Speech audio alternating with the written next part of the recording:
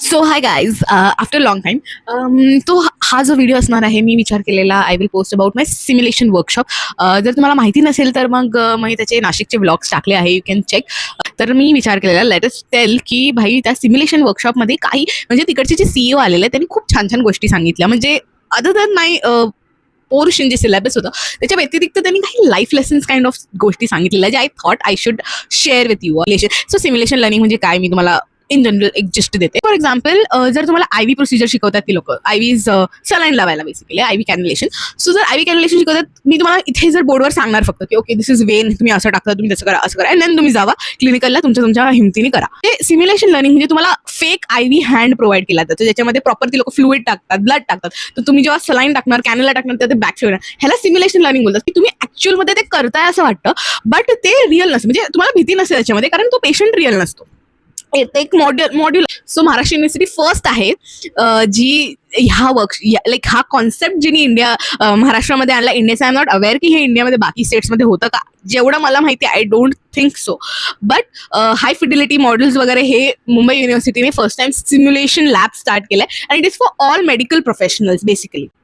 So हे होतं in just what was simulation workshop about. ठीक आहे, तिकडचे जे CEO होत्या डॉक्टर रंजना हळके मॅडम, त्या AFMC मध्ये म्हणजे एअरफोर्स मेडिकल कॉलेज पुणे, म्हणजे त्यांचा ऑरा किती plus plus plus plus plus plus plus असेल. म्हणजे the moment that woman entered I was like भाई हम कब बनेंगे ऐसा. मतलब द सिंपली उनका जो पॉस्चर था बॉडी का, इट शोड कि भाई उन्होंने उनका लाइफ ना डिसिप्लिन को दिया. एक्चुअली जब वो एंटर की already lecture was going on, but हम लोग ऐसे थे my god. And she was around 70s, मतलब she is retired medical officer. तो उन्होंने कुछ म्हणजे त्यांनी काही गोष्टी शेअर केल्या आमच्यासोबत. I would like to share about you. So त्यांनी लिडरशिप बद्दल सांगितलं. तर ऍक्च्युली तो one on like question answer session होता की आम्ही क्वेश्चन विचारत होतो आणि ती लोक सांगत होते. So it was very nice. So leadership is not about being in charge, it is about taking care of those in your charge. तुम्ही जर लीडर आहात तर ह्याचा अर्थ असं नाही की तुमच्या डोक्यावरती सगळं आहे, म्हणजे असतं राईट, बट यू नॉट की भाई तुम्हीच सगळं केलं पाहिजे तुमच्यावरतीच आहे. It is not like that, but yes what it means is you are accountable for that.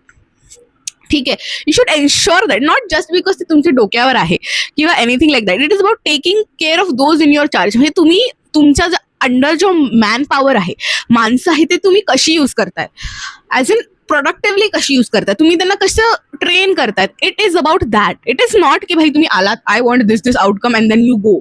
It is not like that. Things doesn't work like that.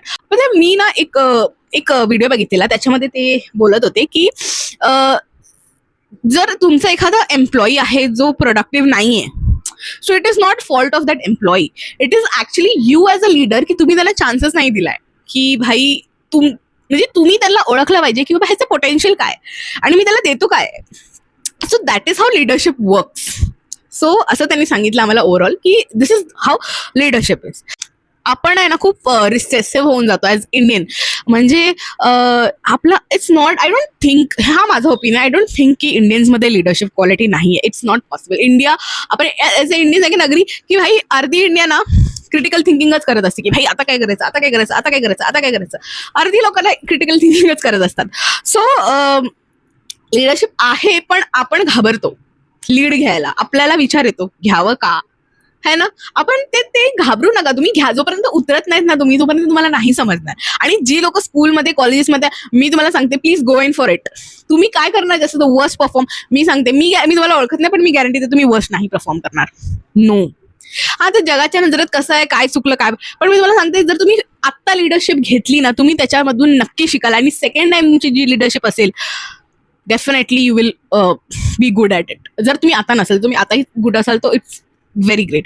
पण जर कधी तुम्हाला लाईफमध्ये लिडरशिप रोल भेटला ना तर तो सोडू नका. कारण मी ही मिस्टेक केली आहे. मी खूप पळायची ह्या गोष्टीवरनं. म्हणजे लिडरशिप मला आवडायचं, गोष्टींना ऑर्गनाईज करणं, गोष्टींना हँडल करणं, की बाबा ज्याचा जो पोटेन्शियल आहे त्याला त्याच्यावर वर्क ऑन करून त्याच्याकडनं बेस्ट करून घेणं आणि माझं स्वतःचं बेस्ट देणं, मला हे खूप आवडायचं खूप. पण ना मला कुठेतरी भीती होती की भाई मी नाही करू शकेल. म्हणजे तेव्हा काय युट्यूब, म्हणजे हे मी आधी माझ्या स्कूल टाइमचं सांगते, तेव्हा काय युट्यूबवर पॉडकास्ट काहीच नव्हतं, युट्यूबच जास्त नव्हतं. सो कोण एवढं सांगायला नव्हतं की भाई गो फॉर इट. खूप असं तेव्हा ॲडॉलसंट, टीनेज, पिअर प्रेशर, तर त्या सगळ्यांमध्ये मी म्हटलं राहू दे. म्हणजे बेसिकली मला school prefect vice captain kind of असत हाऊसचं, सो त्याच्यासाठी मी नाव दिलेलं. आणि I still remember and I regretted so badly की ज्या दिवशी माझा स्पीच होता मी इतकी घाबरली, मला इतका स्टेज फिअर होता, इतका जास्त. त्याच्या आदल्या दिवशी माझं डोकं दुखायला लागलं, मला कसं तरी व्हायला लागलं. And I am like mummy मी नाही जाणार, मला तो स्ट्रेसच हँडल होत नाही. मम्मी मला तेव्हा बोलली की नाही बेबी हे बघ तुला बरं नाही, तू नको जाऊ, is a different thing, but जर तुला पळायच्या सिच्युएशन मधून म्हणून तू नाही जाते that is a wrong thing. पण ॲट दी एंड ॲक्च्युली मी नाहीच गेली. But I regretted, I genuinely regret. मला असं वाटतं तो एक्सपिरियन्स हवा पाहिजे होता यार, पाहिजे होता. कारण पुढे जाऊन ना मी असं विचार करते की नाही इट मॅटर्ड. सो जर तुम्ही आता असा विचार करत असाल की तुम्हाला लिडरशिप पाहिजे, ठीक आहे, आणि तुम्ही घाबरताय, सो प्लीज डोंट. जर ऑपॉर्च्युनिटी आहे तर त्याचं सोनं करा, भीतीने मागे जाऊ नका. कधी ना कधी ते तुम्हाला करायचंच आहे, ठीक आहे. मी तेव्हा ती गोष्ट टाळलेली, ती आता माझ्याकडे आली ती गोष्ट फिरून फिरून कशी का होईना. सो कसं ते म्हणजे मी आता जास्त मोठी प्रिफेक्ट सारखी पोझिशन नाही, पण CR मॉनिटर झालेली क्लासची. पण त्यात माझी हवा टाईट झाली, कारण कधी हँडलच नाही केली अशी गोष्ट. पण येस, तुम्ही एखाद्या गोष्टीपासून पळणार, ती गोष्ट परत तुमच्याकडे डेफिनेटली येणार. त्यामुळे पळू नका कुठल्या गोष्टीवर. तुम्हाला आवडते, गो फॉर इट. पळा, उठा, परत पडा, परत उठा, चालू राहू दे. सो नेक्स्ट पॉईंट आहे ना, हा जो मी आता जस्ट व्हिडिओमध्ये कव्हर केला की never let go of the opportunity. तुम्हाला माहिती कधी कधी ना लाईफमध्ये अशी ऑपॉर्च्युनिटी येते आणि आपला ब्रेन फॉग होतो की भाई शिट आता एवढं सगळं, म्हणजे ते असं होतं ना की अरे एवढं, like suppose this is a thing 100%, अरे चल एवढं तर मी 10% 20% सुरुवात तर मी केलीच नाही, मग आता कायच करू, राहूच दे. करा, उठा आणि करा. जर तुमच्याकडे ऑपॉर्च्युनिटी आहे तर त्याला कधीच सोडू नका. तुम्हाला नाही माहिती कोणती ऑपॉर्च्युनिटी तुम्हाला कुठे, तुम्हाला जर नाही जमत 100% द्यायला त्यावेळेला, त्याला 10% द्या. Show up, showing up matters, ठीक आहे, पण द्या. पूर्ण टाळणं ते गोष्ट असं करू नका, ती चुकी मी केली आहे, तुम्ही नका करू. देन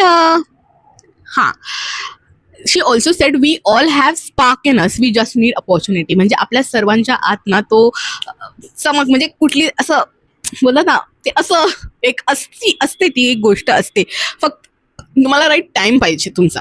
आणि हे बघा लाईफमध्ये ना one thing we all need to remember की भाई हे बघा लाईफ आपल्या हिशोबाने नाही चालत, त्यामुळे आपण त्याच्याबद्दल कंप्लेंट नाही करून चालत. आपल्याला लाईफच्या हिशोबाने चालावं लागतं. म्हणजे कधी कधी ना खूप फ्रस्ट्रेशन वाटतं की अरे काय चालू आहे, काय चाललंय. हे बघा 2 मिनिटं शांत बसा आणि त्या गोष्टीला प्रोसेस करा. कारण जर तुम्ही ह्याची वाट बघत बसलात ना की लाईफ तुमच्या हिशोबाने टर्न होणार, ती कधीच टर्न नाही होत. तुम्हाला ऍडजस्ट करावं लागतं लाईफच्या हिशोबाने, आणि तेव्हा ती चेंज होते.